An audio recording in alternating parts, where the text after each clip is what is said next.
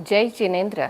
13 अक्टूबर 2025 देशनोक राजस्थान में जलगांव से अर्चना जी और सचिन जी बोरा, इनकी लाडली बेटियां मुमुक्षु सिद्धि जी, आचार्य प्रवर 1008 श्री रामलाल जी मारसाब के मुखारविंद से जैन भगवती दीक्षा ग्रहण करेगी। आज बड़े ही सौभाग्य की बात है कि ये सुअवसर हमको मिला है आदरणीय सिद्धि जी के साथ टॉक शो प्रस्तुत करने का। तो आइए मिलते हैं सिद्धि जी को। सिद्धि जी, आपका इस टॉक शो में स्वागत है। नमस्कार। नमो अरिहन्ताणं नमो सेधानं नमो आयर्याणं नमो वझायाणं नमो लोये सव्वसाहुणं ऐसो पंचनमोकारो सव्वपावपणासनो मंगलानं च सव्येसिं पढ़मं हवै मंगलम। सिद्धि जी, आप संयम यात्रा की मार्ग को प्रारंभ करने जा रहे हैं। कुछ ही दिन शेष बचे हैं, काउंटडाउन स्टार्ट हो गया है, तो आज कैसे फील कर रहे हैं आप? मेरे को ऐसा लग रहा है कि जितने भी दिन बचे हैं 20-25 डेज, वो सीधा स्किप होके 13 अक्टूबर आ जानी चाहिए। अच्छा, ये जो संयम मार्ग है, ये आपने कैसे चुना? ठीक है, बहुत लोग बहुत सारे अलग अलग मार्ग चुनते हैं, स्पेशली आजकल के यंगस्टर्स। आपने ये कठिन राह तो चुनी है, लेकिन उसके ऊपर आप दृढ़ कैसे रहे? यानी इसके पीछे क्या ऐसी खास बात है कि हमने जो मार्ग चुना है उसके ऊपर अपनी दृढ़ता रखना, ये बहुत बड़ी विशेषता है। सबसे बड़ी चीज गुरु कृपा है। गुरु कृपा जब तक नहीं होती है तब तक हम कुछ भी कर ले तो भी कुछ नहीं हो सकता। तो मेरा निश्चय जो भी हुआ है वो सिर्फ उनकी कृपा से है। माता पिता का आशीर्वाद तो सर्वप्रथम होता है, पर माता पिता स्थानक तक ले जा सकते हैं, माता पिता अच्छी जगह तक ले जा सकते हैं, पर संयम का मार्ग दिखाने वाले गुरु ही होते हैं। तो आज आप इस टॉक शो में हमको आपके गुरु के बारे में कुछ बताइए। गुरुदेव की सरलता के बारे में कुछ। गुरुदेव में ऐसे तो बहुत सारे गुण हैं, हम गिन भी नहीं सकते, इतने गुण गुरुदेव में हैं। फिर भी जो मैंने एक जो किस्सा समक्ष देखा हुआ है, एक बार ऐसे कुछ हुआ कि मुमुक्षु शिविर चालू था, तो उसमें लगभग 50-60 भाई बहनें थे। एक दिन ऐसा हुआ कि हमारे गुरुदेव के दर्शन ही नहीं हुए, तो 4 बज गई थी। 4 बजे के बाद संतों के ठिकाने में लेडीज को या साध्वी जी को एंट्री नहीं होती है। तो हम नीचे आए, मारसा को बोला कि मथेरनामी आज सुबह से गुरुदेव के दर्शन नहीं हुए, तो हमको गुरुदेव के दर्शन करने, आप कुछ भी कीजिए, हमको दर्शन करा दीजिए। तो उन मारसा ने जाके गुरुदेव से ऊपर निवेदन किया कि भगवान, सारी बहनों को दर्शन करने की इच्छा है। तो भगवान ने फरमाया 4 बज गई। वो डिसिप्लिन का लेवल देखिए कि इतने सारे मुमुक्षु है जो आगे दीक्षित होने वाले हैं, और फिर भी भगवान इतने उसमें है कि नहीं, मतलब नहीं। हम लोग मारसा बस नीचे पधारे और उतने में गुरुदेव ऊपर से पधार गए वरांडा में। अच्छा। कि मतलब 4 बजे के बाद लगभग संतों की चद्दर वगैरह सब निकल जाती, क्योंकि लेडीज रहती नहीं है। तो गुरुदेव चद्दर पहन के सिर्फ मुमुक्षु भाई बहनों के लिए बाहर पधारे। कुछ जरूरत नहीं, इतने बड़े आचार्य को जिनके लाखों लाखों भक्त है, उनको बाहर आने की कुछ आवश्यकता नहीं थी। तो हमारे आंख से आंसू आ गए कि भगवान आप क्यों बाहर पधारे, इतने ऐसे एज में भी आप क्यों बाहर पधारे, हम कल दर्शन कर लेते। इसमें कितने सारे गुण दिखते हैं, सरलता, वात्सल्यता। सही है, और यही गुरु कृपा है। हाँ, लेकिन आजकल कितनी युवा पीढ़ी है जिनको हम जानते हैं, वो सब एक जो गुरु का आदर होना या गुरु का रिस्पेक्ट होना, उनसे वंचित है। तो आप कुछ चंद शब्दों में इस आज की यंग जनरेशन के लिए, मतलब क्या लाइफ में एक गुरु होना ज़रूरी है क्या, और अगर ज़रूरी है तो उसका क्या अपनी लाइफ में परिवर्तन हो सकता है, उसका ज़रा आप बताइए। देखिए, सबसे पहली चीज़ ऐसी है कि गुरु तो बहुत दूर की बात है। अपने प्रथम गुरु अपनी माता होती है, उसके बाद पिता होते हैं। अगर हम हमारे माता पिता की रिस्पेक्ट नहीं करेंगे तो आगे गुरु तो बहुत दूर की बात है। तो सर्वप्रथम माता पिता के आशीर्वाद होते हैं, तो सबसे पहले उनके रिस्पेक्ट करना ज़रूरी है। 3 चीज़ें होती है। सबसे पहले जीवन में नैतिकता होती है, उसके बाद धार्मिकता आती है, उसके बाद आध्यात्मिकता आती है। क्या बात है। तो आध्यात्मिकता में जाने से पहले आपको पहले नैतिकता बहुत आवश्यक है।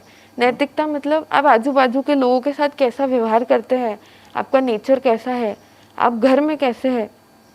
गुरु के सामने तो ऐसा समझिए कि बड़े बड़े लोगों के सामने तो हम बहुत अच्छा रहते हैं, पर सबसे इम्पोर्टेंट ये कि हम हमारे घर में कैसे हैं, उस पर से व्यक्ति का समझता है कि वो क्या है। ये बात तो बहुत अच्छी बताई आपने कि नैतिकता जो घर से ही शुरू होती है। तो पर अभी आप संयम मार्ग पर जा रहे हैं। कल ही आपने आपका 19 बर्थडे सेलिब्रेट किया। मुझे ये कहना है कि जो अभी आपने बात बताई कि नैतिकता घर से ही शुरू होती है, तो आज आप संयम मार्ग पर जा रहे हैं, आपको गुरु मिलेंगे, आपके गुरु के आशीर्वाद आपके साथ है, लेकिन ये जो है माता पिता, उनके लिए आज आप क्या संदेश देना चाहेंगे अपनी छोटी बहना प्राप्ति और मम्मी और पापा के लिए स्पेशली आप क्या कह रहे हैं? देखिए, मैं बहुत छोटी हूँ ये बोलने के लिए, उन्होंने मेरे को संस्कार दिए इसलिए आज मैं यहाँ बैठी हूँ। मेरे को मम्मी बचपन से, मेरे को बिल्कुल इंटरेस्ट नहीं था धर्म और इन सब चीज़ों में। मेरे को मुंहपत्ती लगाना भी पसंद नहीं था कि क्या ये महाराज लोग ऐसे मुंहपत्ती लगा के बैठ जाते हैं। पर मम्मी ज़बरदस्ती मेरे को शिविर में भेजती थी कि नहीं जाना ही पड़ेगा, भले ही तू वहाँ पे 10 मिनट बैठ के आ जा, पर जाना ही पड़ेगा, बहुत अच्छा अच्छा गिफ्ट मिलेगा। भले ही वो गिफ्ट का कुछ मम्मी को सुख दुख भी नहीं था कि वो गिफ्ट में क्या होगा क्या, पर एक बच्चों को क्रेज दिलाने के लिए कि सही सही। तो बोलते थे कि गिफ्ट मिलेगा, जाना है जाना है जाना है। और जिस दिन मेरे संयम के भाव आए उस दिन तो पापा ने ही मेरे को भेजा था, तो उनके उपकारों के बिना तो कुछ है ही नहीं। फिर भी उनके उपकारों की वजह से आज मैं संयम ले रही हूँ, तो उनके लिए भी यही बात है कि वो भी ऐसा ही लाइफ जिए। मेरे को पापा के लिए तो विशेष लगता है कि वो तो, मैं तो उनके सामने कुछ भी नहीं हूँ, इतने गुण उनमें है। तो उन्होंने तो मेरे पहले दीक्षा ले लेनी चाहिए। क्या बात है। ऐसा और साथ में हो तो बहुत अच्छी बात है। और सारे फैमिली वाले भी जल्दी जल्दी इसी राह पे बढ़े, इससे बेस्ट और कुछ नहीं है। अभी कुछ दिन पहले पापा और मेरी बात हो रही थी, तो मैंने बोला कि आप मेरे को इतना सब दे रहे हो, मैं आपको क्या गिफ्ट दूँ। हाँ। तो पापा बहुत सहजता से पापा बोले कि बेटा तूने हमको ऐसा गिफ्ट दिया है कि जो और कोई बच्चा अपने माता पिता को नहीं दे सकता है, हमको ऐसा गिफ्ट मिला है। सही बात। तो जो बोलते हैं ना कि संयम लेने के बाद बहुत सारी ऐसी नेगेटिविटी फैलती है कि आप संयम लेने के बाद आपके माता पिता का क्या होगा। हाँ। आप उनको छोड़ के चले जाते हो, पीछे उनका क्या।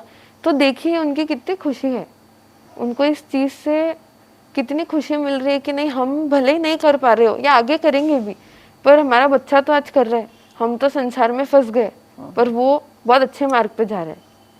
तो वो खुशी दोनों को भी है और फैमिली वालों को भी है। भले ही आज आंसू भले ही है, पर फिर भी अंदर से बहुत प्राउड फीलिंग है कि हमारी बच्ची ऐसा कर रही है।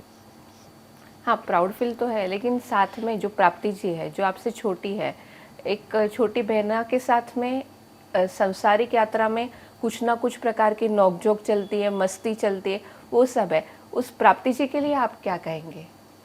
देखिए, जो यूथ्स के लिए जो भी बात है वो प्राप्ति के लिए भी है कि सबसे फर्स्ट माता पिता, आज मैं जा रही हूँ तो मेरे को कहीं ना कहीं विश्वास रहना चाहिए कि वो पापा मम्मी का ध्यान रखे। कि मेरे को अब चिंता तो क्या रहेगी, वो खुद ही अपना बहुत अच्छे से ध्यान रख लेंगे, बट फिर भी कि वो विश्वास दिला दे कुछ दिनों में भी कि मैं अच्छे से ध्यान रखूंगी, तो निश्चिंत होके जा। अब चलते परिवार के बाद में, आज आपने जिस एज में, मतलब बाहर की दुनिया पूरी चकाचौंध की है, ऐसी चकाचौंध की दुनिया में आपने इन सब चीज़ों का त्याग करना, तो ये आज के यंगस्टर्स के लिए एक बहुत ही बड़ा एग्जाम्पल है। तो इसके मतलब जैसे मोबाइल का त्याग है, तो पहले हम मोबाइल की बात करते हैं, तो यंगस्टर्स के लिए आप क्या कहेंगे? क्योंकि ये मैसेज, ये टॉक शो स्पेशली हम चाहते हैं कि आपके थ्रू कुछ मैसेज वहाँ तक पहुँचे। ठीक, मोबाइल का क्या बोले, मोबाइल के बहुत सारे पॉजिटिव एस्पेक्ट्स भी है और बहुत सारे नेगेटिव भी है। हाँ। हम देखते हैं, कुछ समय पहले एक वीडियो देखा था मैंने जनरल, तो उसमें उन्होंने कहा कि हमारे इंडिया के यूथ्स कहाँ पे जा रहे हैं, वो सोशल मीडिया पे कैसे कैसे पोस्ट अपलोड करते हैं। जो हमारी संस्कृति कहाँ थी, जो धोती कुर्ते पे थी, जो साड़ियों पे थी, वो आज कहाँ आ गई है। और हम फ़ोन का कैसे यूज़ कर रहे हैं। बाकी भी बहुत सारी कंट्रीज़ है जो कुछ कुछ है जो बहुत अच्छा यूज़ भी कर रही है सोशल मीडिया का, तो आप उसका बहुत अच्छा यूज़ करके अपने माइंड को बहुत रिफ्रेशिंग रख सकते हैं। पर हम आज क्या कर रहे हैं, जो यूथ का जो समय होता है, जो टीनेज या जो एडल्टहुड होता है, वो सिर्फ इन सब चीज़ों में घुलने के लिए नहीं है। ये आपका पीक पॉइंट होता है जिस समय आप अपने माइंड को बहुत स्ट्रांग बना सकते हो। वेरी नाइस, सही बात है। लगभग अभी आप देखिए, लगभग जितनी दीक्षाएं हो रही है वो लगभग इसी एज के बच्चों की हो रही है। हाँ। बहुत बूढ़े या बहुत छोटे ऐसे नहीं, लगभग 20, 21, 19, 18, 15। मेरे साथ 4 दीक्षा है, एक 15 इयर्स के, एक 17 इयर्स के, मैं 19 इयर्स की और एक 23, 24 इयर्स के। अच्छा। तो ये जो पीरियड है वो बहुत पीक पॉइंट है कि आपको जो लाइफ में करना है, भले नॉट नेसेसरी आपको संयम ही लेना है, बट आपको जो भी करना है वो इसका बहुत महत्वपूर्ण समय है। उस समय को आप किसी भी चीज़ में, व्यर्थ की चीज़ों में गुजार दो। हम जब स्कूल में थे तब हमारा भी ऐसे ही था कि हमको ऐसा लगता था कि नहीं, I should have a boyfriend. वो एक आपकी कुछ एटीट्यूड वाली बात हो जाती थी कि नहीं, मेरे पास भी है, मेरे पास बहुत अच्छी अच्छी गाड़ियाँ हैं। एक बार का मैं अभी जस्ट याद है, एक इंसिडेंट बताती हूँ। उस समय इतना माता पिता के उपकार फील नहीं होते हैं। तो एक बार ऐसे हुआ था, मेरे स्कूल वाले जो रिक्शा वाले जो अंकल होते हैं, हाँ, वो आए नहीं थे। अच्छा। तो उनका फ़ोन आया मम्मी को कि आप छोड़ देना, आज मैं नहीं आऊँगा। तो मम्मी का ड्रेस बहुत ही सिंपल था। तो मैंने मम्मी को बोला, अब मेरे स्कूल वालों के सामने मत आना, आप पीछे ही रहना। तो मम्मी को वो बात बहुत फील हुई, भले ही उन्होंने कुछ बोला नहीं होगा, पर आज मेरे को कभी कभी फील होता है कि मैंने क्या बोला। जिसने मेरे को 9 महीने गर्भ में पाला है, जिसने सब कुछ किया है, जो अपना सब कुछ अपने बच्चों के लिए त्याग देते हैं, उनको अपन क्या बोले। तो ये सारा जो सोचते हैं ना कि मेरा स्टैंडर्ड दिखना चाहिए, तो ये गुण सरलता के भीतर आता है। सही बात। जो अंदर है वो या बाहर भी हो, जैसी कथनी वैसी करनी। गुरुदेव का सबसे बड़ा गुण है कथनी करनी एक समान। तो जैसे आप अंदर है वैसे ही आप बाहर है। आप सिर्फ दूसरों को दिखाने के लिए बहुत अच्छा है और आप अंदर पूरे खोखले हो तो कोई फायदा ही नहीं है। शो ऑफ ही जिसको बोलते हैं, हाँ, शोबाजी की दुनिया हो चुकी है। हाँ। तो ये एक पहला। दूसरा सवाल कि होटलिंग फूड जो है कि, और दूसरा जो एडिक्शन, ड्रग्स का एडिक्शन या बाकी सब चीज़ों का, तो ये बहुत मेट्रो सिटीज़ हो या कोई भी, इसमें आज के यंगस्टर्स उसमें जैसे मोबाइल में एडिक्ट हो गए, साथ साथ में इन सब चीज़ों के लिए, तो उसके लिए क्या कहेंगे। एडिक्शन देखिए, वही अभी बात चली ना कि ये जो पीक पॉइंट होता है इस एज का, उसमें आप ऐसी ऐसी सब चीज़ें करेंगे तो सबसे मुख्य पॉइंट है अपना ब्रह्मचर्य नष्ट हो जाता है। ब्रह्मचर्य सबसे ताकतवर चीज़ है। अब उसको हम मतलब यंगस्टर्स अगर इन सब चीज़ों में उसको लगा देंगे तो आगे जो एक शक्ति रहनी चाहिए ना, सिर्फ संयम की बात नहीं है, ओवरऑल जो शक्ति लाइफ टाइम तक रहनी चाहिए कि आप 30, 40, 50 भी हो गए हो तो भी जो शक्ति भीतर में रहनी चाहिए ना, कि वो जो जज्बात बोलते हैं ना कि जज्बा रहना चाहिए कुछ भी करने का, वो बचता नहीं है। जब आप इन सब इंटॉक्सिकेशंस को लेते हैं, जब व्यसन करते हैं, और इससे हो क्या जाएगा। अब मान लो सिगरेट फूक रहे हैं कहीं खड़े रह के, तो वो सिर्फ दिखेगा कि हाँ ये व्यक्ति, अरे ऐसा है, बहुत बड़ी बात हो गई। आप अगर बड़ा शैंपेन ले रहे हैं या दारू पी रहे हैं तो अगेन दिखावे की बात। हाँ, दिखावा है वो, और कुछ नहीं है। हम आईफोन लेके बच्चे घूमते हैं, दिखाते हैं, तो ये क्या है। मैं प्राप्ति को भी बहुत बार बोलती हूँ कि जिस दिन तू अपने पैसे से कमाएगी ना, उस दिन लेना। आज पापा मम्मी के पैसे पे वो मत कर कि अरे मेरे पास इतना है, क्या फायदा उसका। अब मम्मी पापा की, एक तो वो लोग इतना कमाते हैं, उस पे आप उनकी इंसल्ट कर रहे हो और उस पे भी उनकी चीज़ों पे अपना वो दिखा रहे हो एटीट्यूड कि मेरे पास इतना है। बहुत अच्छी सोच है, और आपका ये संदेश हम चाहते ज़्यादा से ज़्यादा यंगस्टर्स तक ये संदेश हम पहुंचाने की कोशिश करेंगे। साथ ही साथ पूरे जलगांव से, मतलब अब जलगांव की सिद्धि, मतलब एक जलगांव में एक फीवर हो गया अभी, सिद्धि की सिद्ध यात्रा। तो बस ये आखिरी एक संदेश पूरे जलगांव वासियों के लिए आप क्या देंगे? ऐसा है, सबसे मोक्ष जाने के लिए, अभी हम थोड़ी मोक्ष की अगर बात करें तो मोक्ष जाने के लिए सबसे इम्पोर्टेंट चीज़ है अपनी इच्छाओं का त्याग करना। आप भले ही संयम नहीं भी ले रहे हैं तो भी इच्छाओं का त्याग करना है सबसे इम्पोर्टेंट।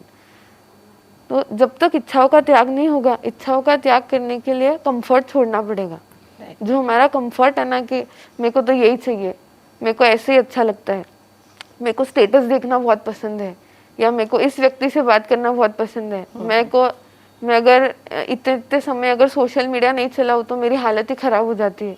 मेरे को मतलब अभी मेरे को खुद को फील होता है बहुत बार कि थोड़े टाइम भी अगर फ़ोन आसपास नहीं ना तो ऐसा लगता है कुछ तो भी मिसिंग है।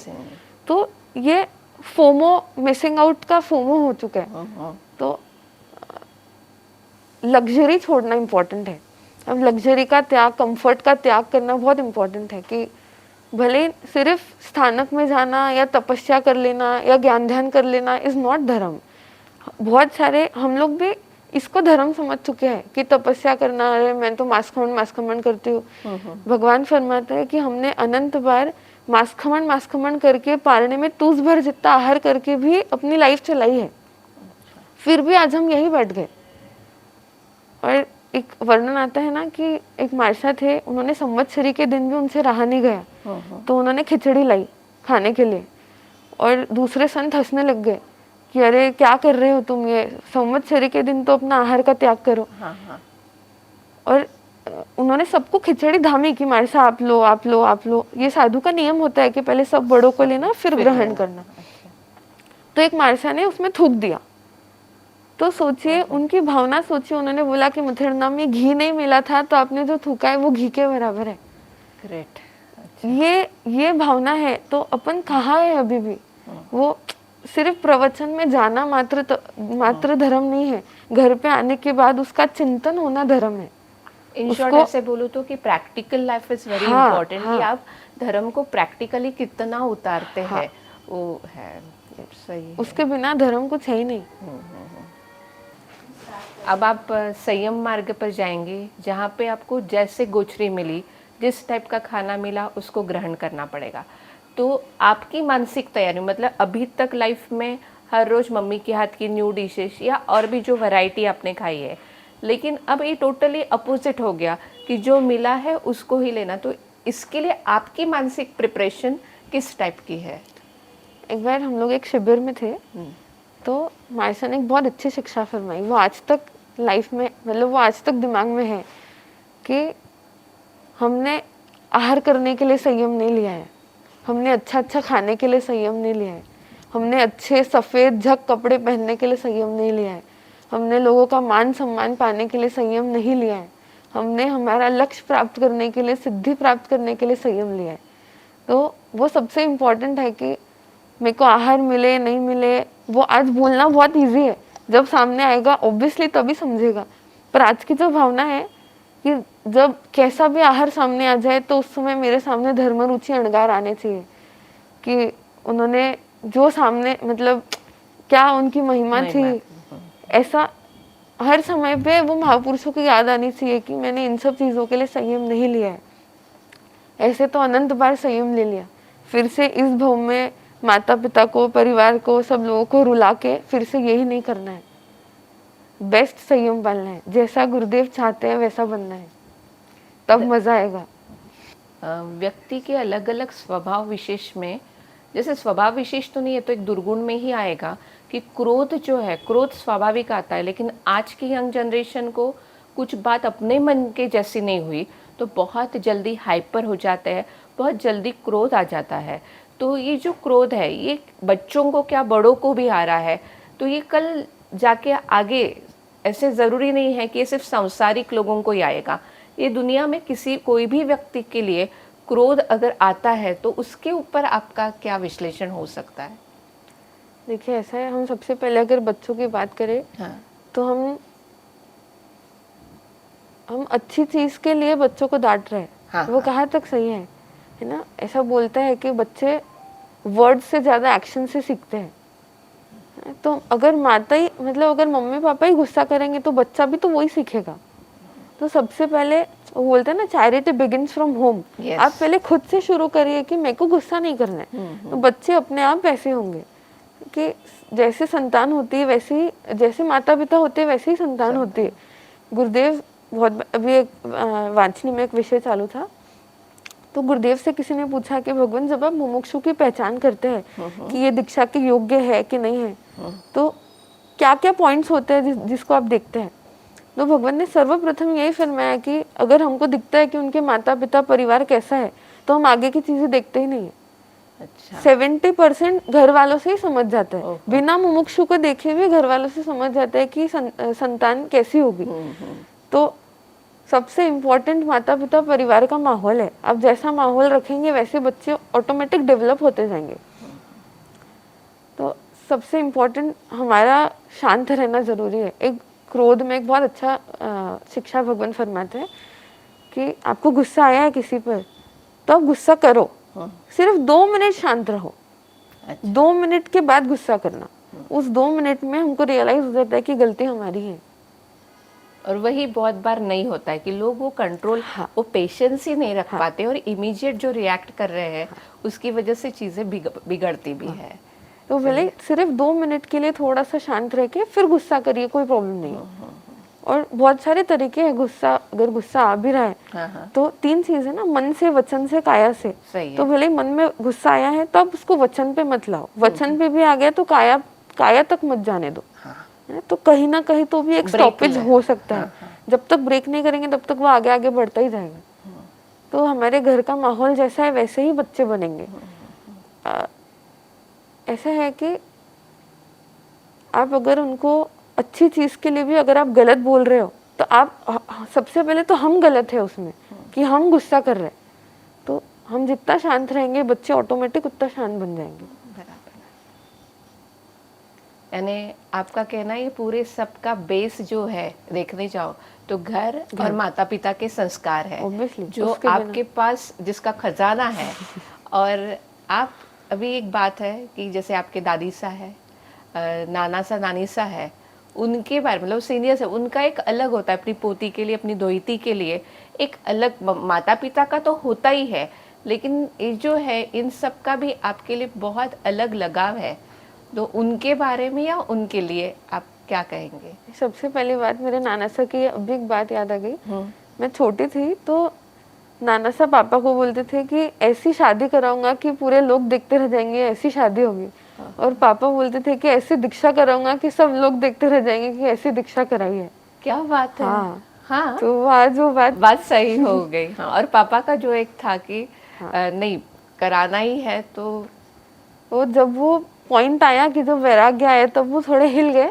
पर संस्कार बचपन से उनके ही थे। जितने बार भी कोई भी मारे से पूछते थे तो मम्मी पापा मेरे को दोनों यही बोलते थे कि कोई भी पूछे क्या बनना है तो बोलना दीक्षा लेना है। अच्छा। तो ऑब्वियसली वो एक पत्थर होता है ना, वो जब टूटता है तब दिखाई देता है, पर उसमें ठोकर बचपन से मारी जा रही थी। वो 2021 में टूटा पर उसको तोड़ा जा रहा था बचपन से। बहुत सारे महापुरुषों का, बहुत सारे मारसा का, माता पिता का, परिवार का, ननिहाल का, सबका बहुत सारा आशीर्वाद है। मेरे नानी साहब बहुत बहुत सरल जीव है। अच्छा। उनको कोई भी कुछ भी बोल दे तो वो ज्यादा मन पे नहीं लगाता है, ठीक है चल कोई बात नहीं। तो वो हम देखते भी है ना, तो वो एक्शन से बहुत सारी चीजें ऑटोमेटिक ग्रहण हो जाती है।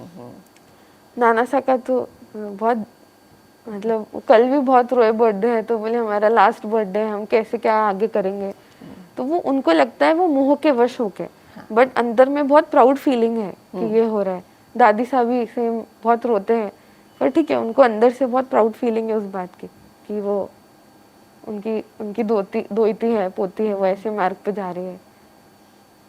तो शिल्पकार के बिना एक मूर्ति गढ़ ही नहीं सकती है। ये जो कहावत है ये बिल्कुल सही है। और ये आपके इतने टॉक शो में ये बात एक हमको ध्यान में आ गई कि ये आपके पूरे लाइफ के शिल्पकार का क्रेडिट जो है आप माता और पिता को दे रहे, जो हर बच्चे ने देना चाहिए। और माता पिता ने भी वैसा व्यवहार करना चाहिए। बातें दोनों साइड से होती, दोनों पक्ष इसमें उतने ही जरूरी है। धन्य है आपको, आपकी सरलता को, आपकी नैतिकता को और आपके मन की दृढ़ता को, तभी ये सिद्धि की सिद्ध यात्रा जो हम देखते आ रहे हैं, तो पूरे समूचे विश्व की सकारात्मक ऊर्जा आपके साथ है और हम सब यही चाहते हैं कि आपकी ये संयम यात्रा में आप आगे बढ़े, आपके हाथ से जिन शासन की खूब सेवा हो, खूब सेवा हो। बहुत बहुत अनुमोदना, अभिवंदन, अभिनंदन आपका। मेरा जितना है सब कुछ माता पिता परिवार का, सर्वप्रथम गुरु का और आप सभी का है। 6 काय जीवों के उपकार के बिना कुछ नहीं हो सकता। मैं आज पानी भी पी रही हूँ तो 6 काय जीवों का उपकार है, खाना खा रही हूँ 6 काय जीवों का उपकार है, बैठ रही हूँ 6 काय जीवों का उपकार है। मेरा कुछ नहीं है। जिस दिन मोक्ष जाएंगे उस दिन मजा आएगा, ये सब तो ठीक है। धन्य है आपको। ऐसा ही आशीर्वाद आप सभी बनाए रखिए। सभी का आशीर्वाद, बड़ों का, बुजुर्गों का आशीर्वाद, छोटों का स्नेह आप सभी के साथ तो हमेशा है ही। आपकी ये सिद्ध यात्रा जल्द से जल्द सिद्ध हो जाए, यही मंगल कामना करते हैं। जय जिनेंद्र, जय महावीर।